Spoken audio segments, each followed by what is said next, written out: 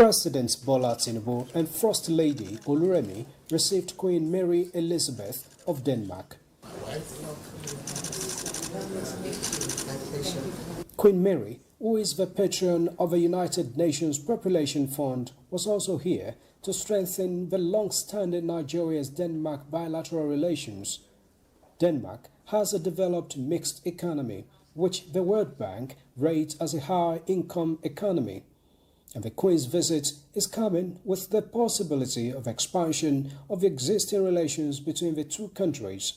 President Bola Tinubu briefed his guest on his administration's plan to convert the farmer headers crisis in some parts of Nigeria to economic opportunities by expanding the country's dairy and livestock economy.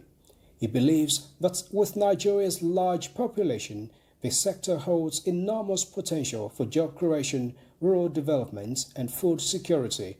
The president, who highlighted his administration's ongoing macroeconomic reforms, welcomes increased Danish cooperation and investments in key sectors such as agriculture and maritime operations. He emphasized the importance of managing Nigeria's growing population, projected to reach 400 million by 2050 through investments in food security, education, healthcare, and job creation. On social development, the president acknowledged the ongoing collaboration between the Queen of Denmark and the First Lady of Nigeria. This includes joint support for food feeding programs and initiatives to reduce the number of out-of-school children, particularly through reforms of the Almajiri education system. Nigeria and Denmark also discussed their shared priority areas in multilateral cooperation.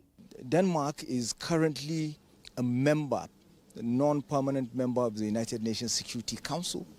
It is also soon to assume the presidency of the European Union, and we hope to get support from Denmark in those capacities so that Nigeria also becomes a non-permanent member of the United Nations Security Council in the year 2030, and also our aspiration of becoming a permanent member of the United Nations Security Council with veto powers.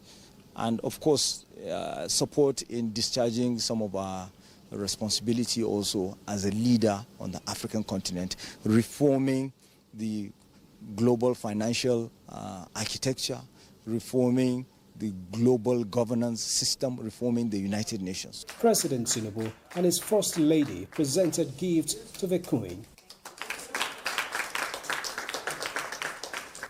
In Abuja, Musbal Wahab, NTA News.